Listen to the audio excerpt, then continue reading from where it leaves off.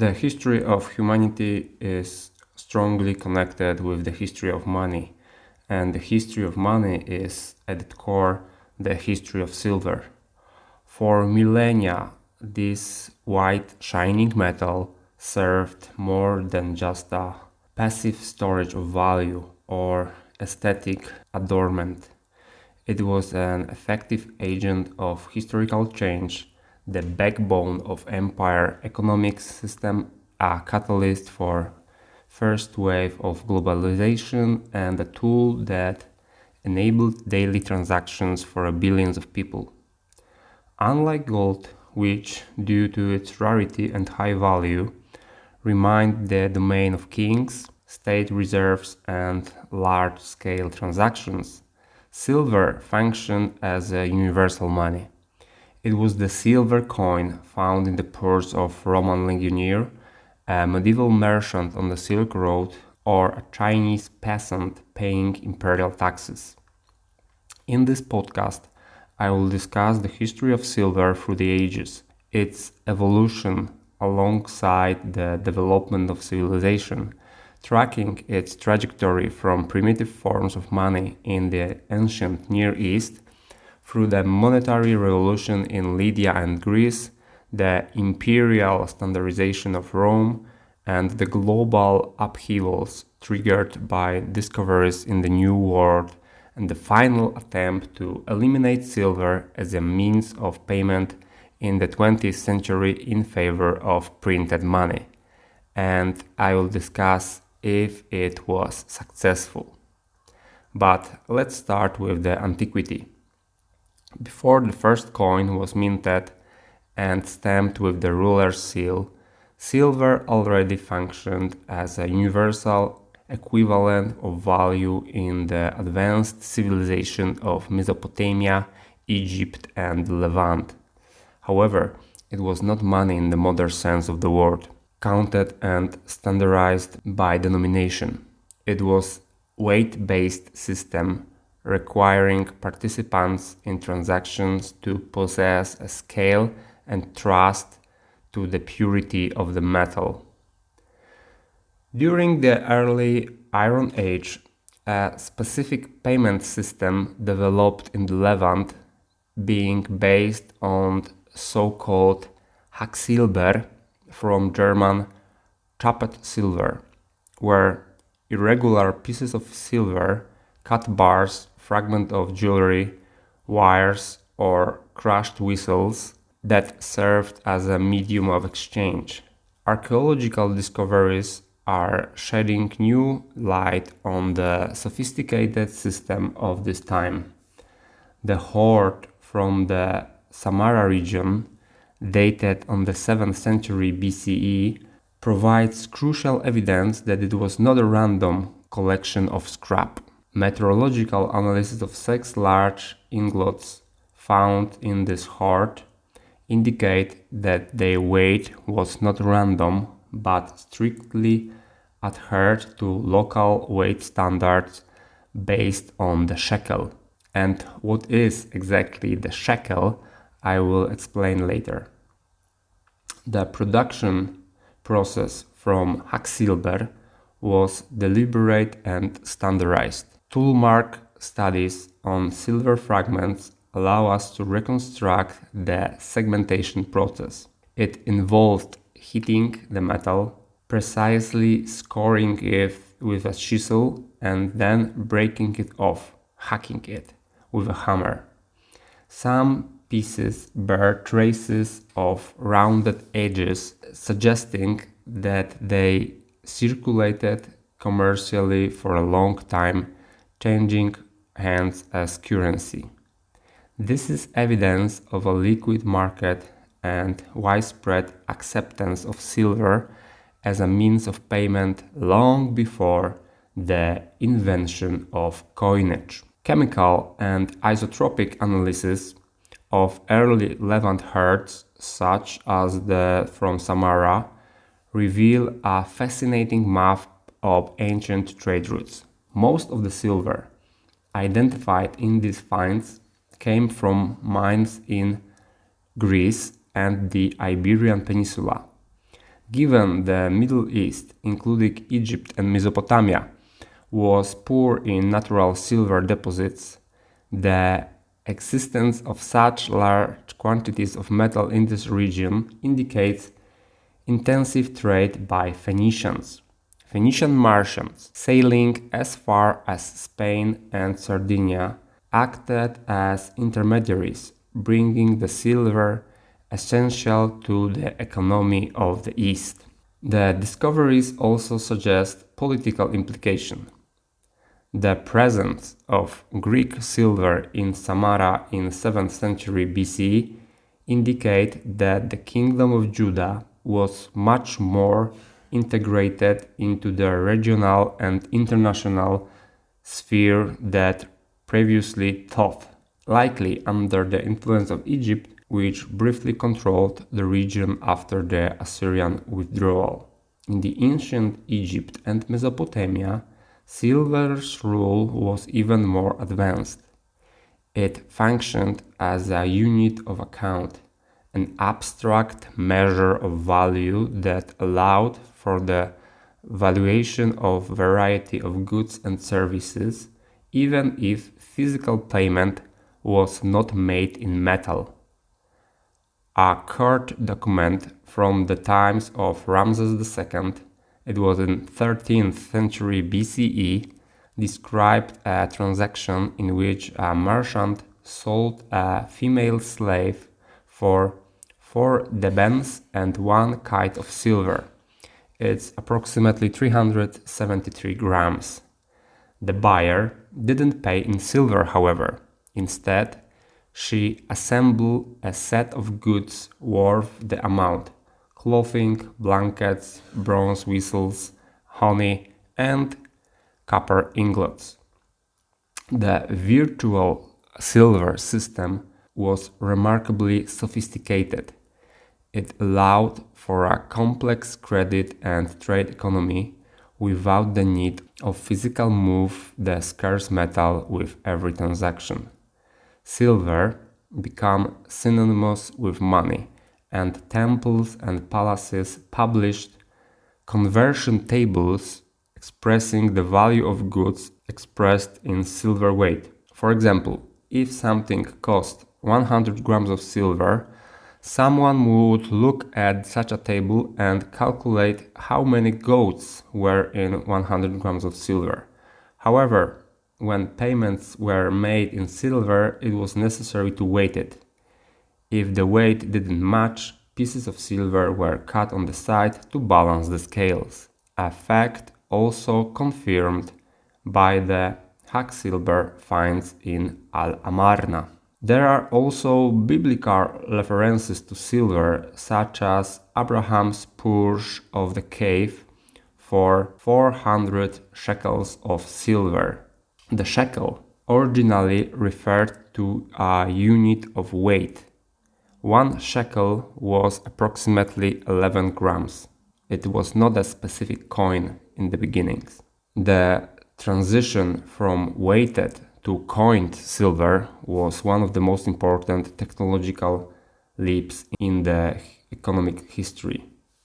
It was like printing press for literature. The moment dating back to 7th century BC shifted the burden of value verification from the merchant to the state, reducing transaction costs and accelerating the trade. The birthplace of coinage was the kingdom of Lydia in the western Anatolia. The wealth of this state, embodied in the legendary king of Croesus, was based on a deposit of electrum, a natural alloy of gold and silver found in the Poctus River. The first coin were minted pieces of this alloy. However, electrum had a drawback. The natural proportions of gold and silver varied, making it difficult to determine the coin's true value. Gold content ranged from 70 to 90%. Furthermore, there was the temptation to artificially lower the gold content by adding silver.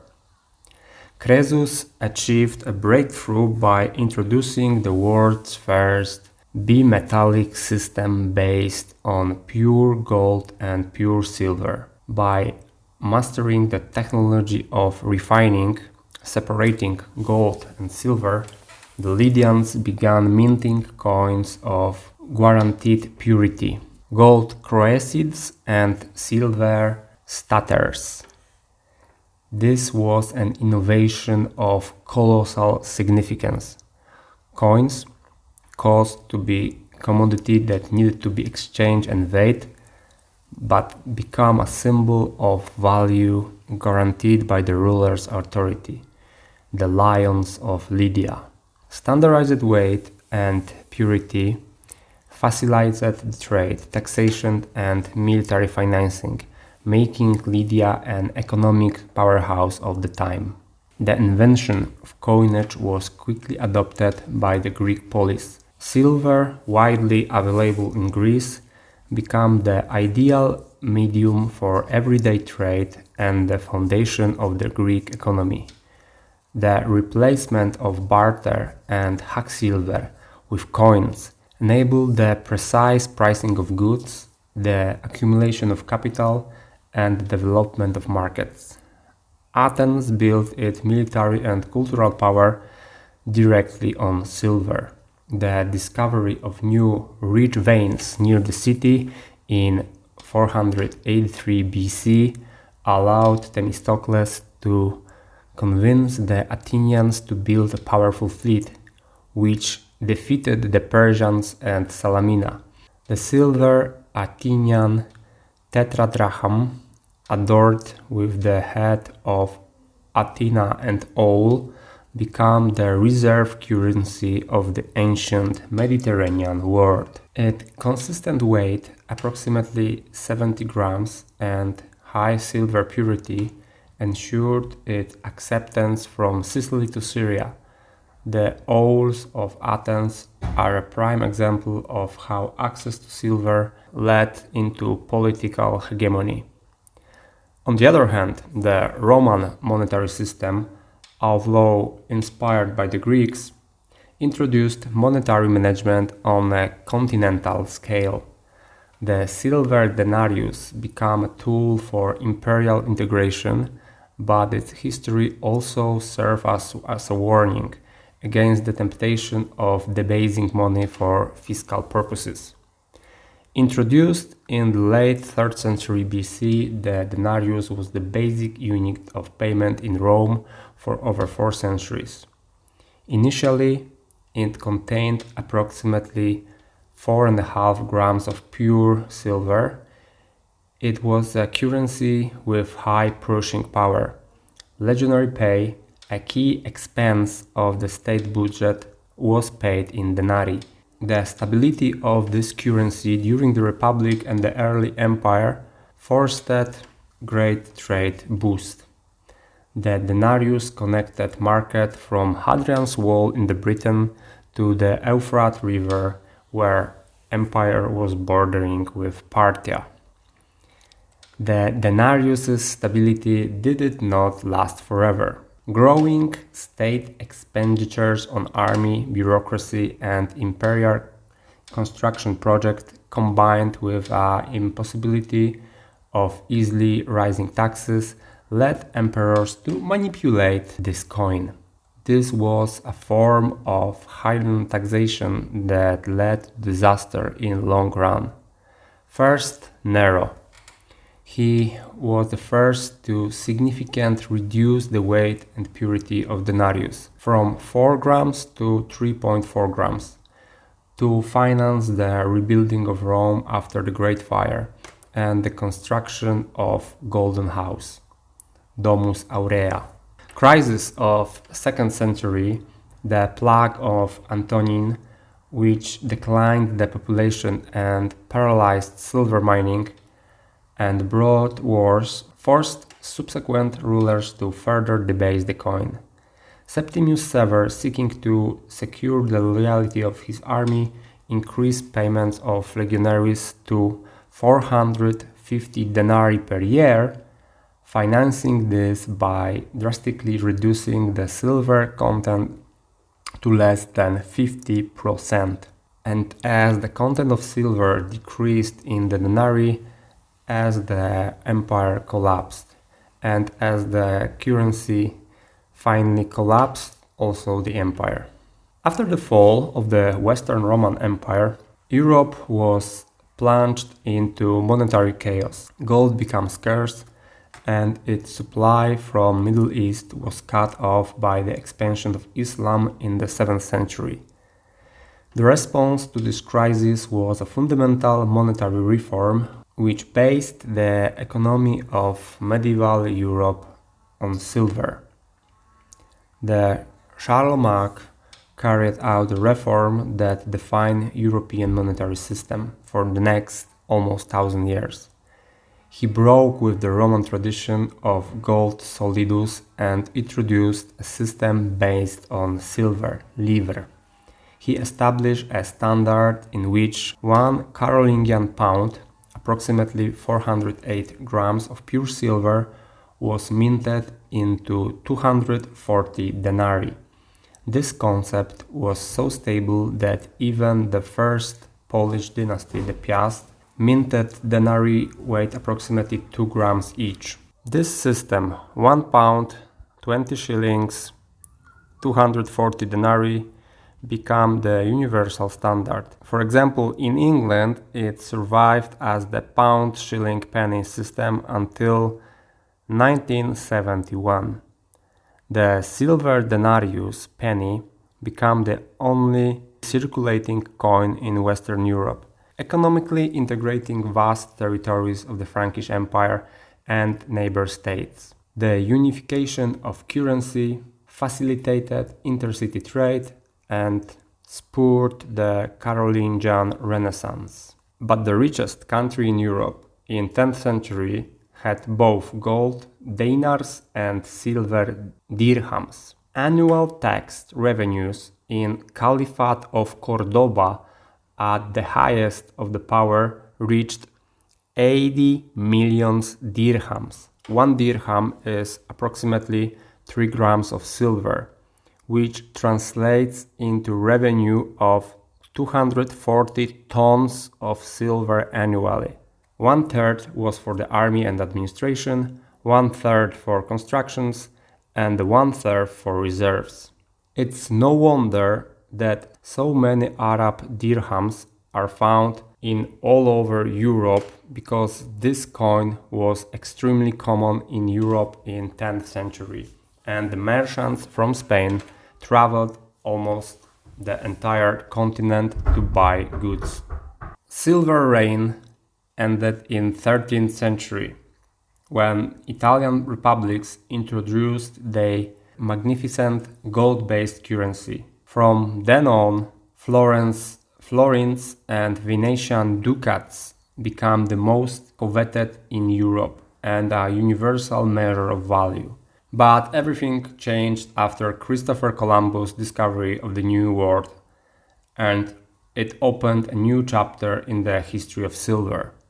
Silver, not spices or gold, became the commodity that, from the first time, economically connected 4 continents: America, Europe, Asia, and Africa.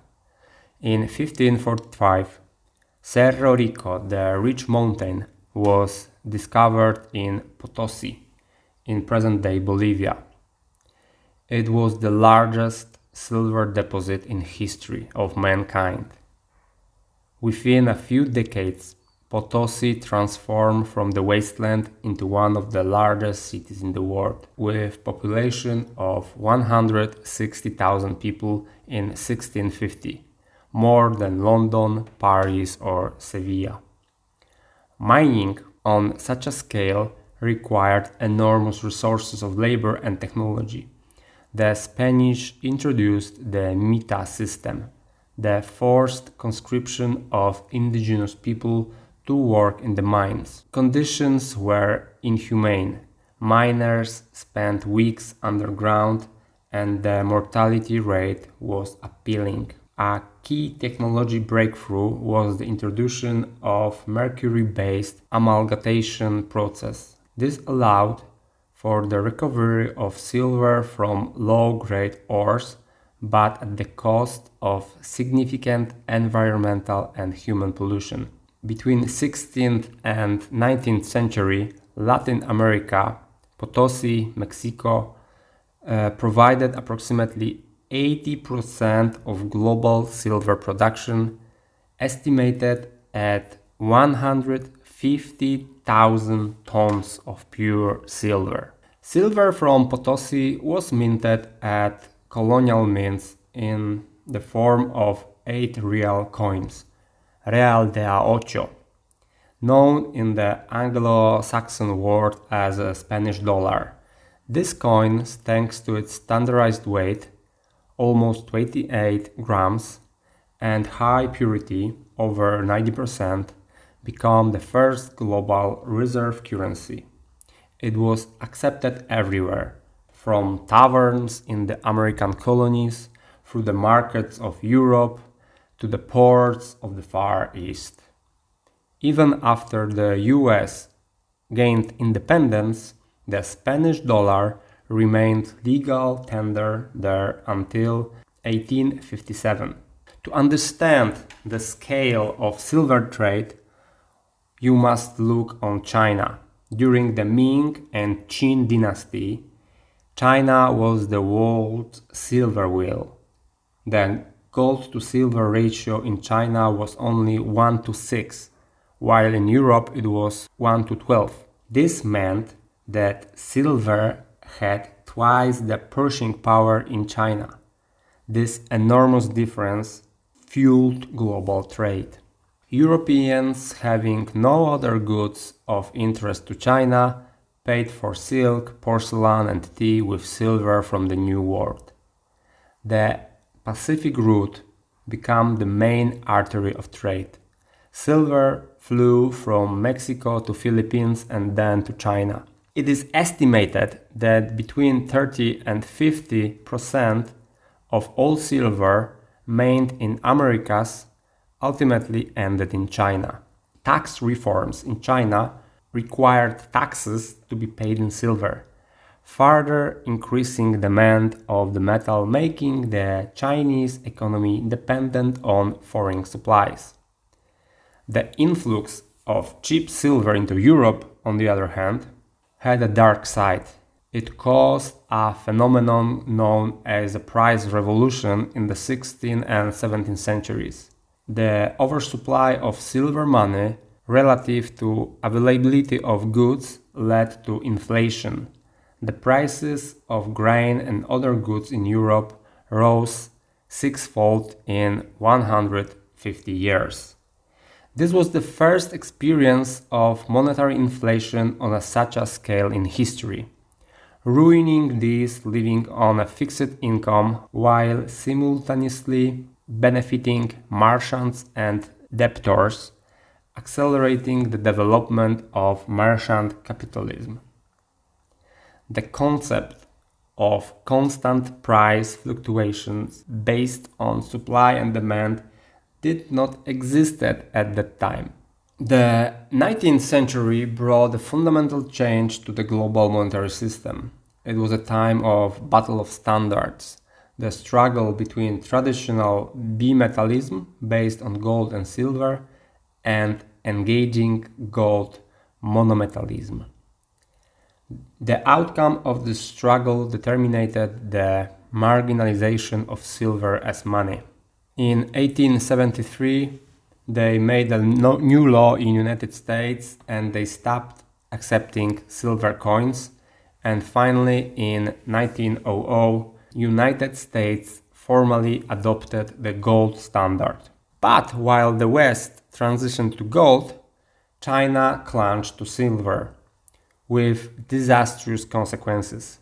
In the 19th century, Great Britain, seeking to offset its trade deficit with China, began massively exporting opium from India.